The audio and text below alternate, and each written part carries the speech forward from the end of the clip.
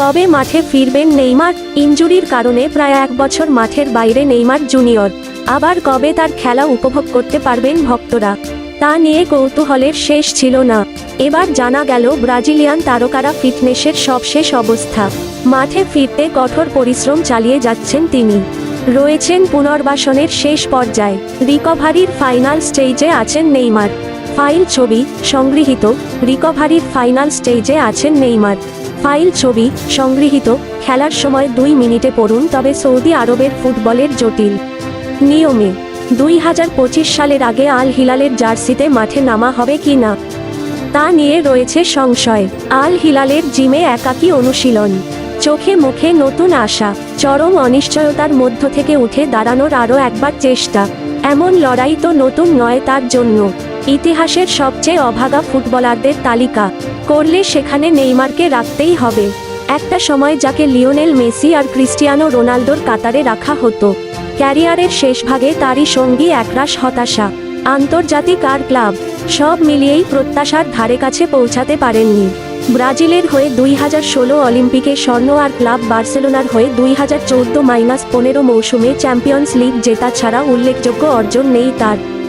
আর Brazilian তারকারা এমন পরিণতির সবচেয়ে বড় কারণ ইনজুরি।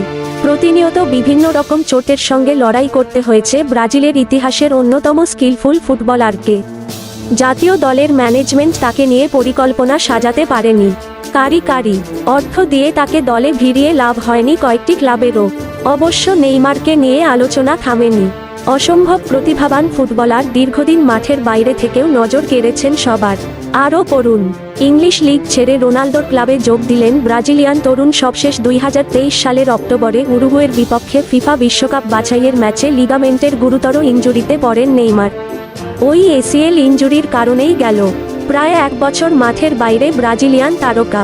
সবশেষ 2 মেগা ইভেন্টেই তার কাছে থেকে সেভাবে সার্ভিস পায়নি সেলেসাওরা। 2022 বিশ্বকাপের সব ম্যাচে খেলতে পারেননি। এই বছর কোপা আমেরিকাতেও ছিলেন না। মেবি অ্যান ইমেজ অফ এক পার্সন অ্যান্ড টেক্সট। মাঠে ফিরতে কঠোর অনুশীলন করে যাচ্ছেন নেইমার।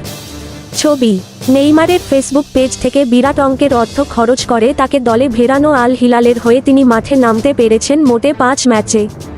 গত বছর আগস্টে 90 মিলিয়ন ইউরো ট্রান্সফার ফি তে 2 বছরের চুক্তিতে সৌদি ক্লাবটিতে যোগ দেন।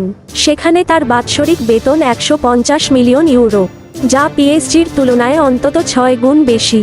কিন্তু সাইনিংয়ের পর এই 1 বছরের বেশি সময়ে বিশ্বের অন্যতম হাইয়েস্ট পেইড ফুটবলারকে বসিয়ে বসিয়ে বেতন দিতে হচ্ছে মধ্যপ্রাচ্যের ক্লাবটির।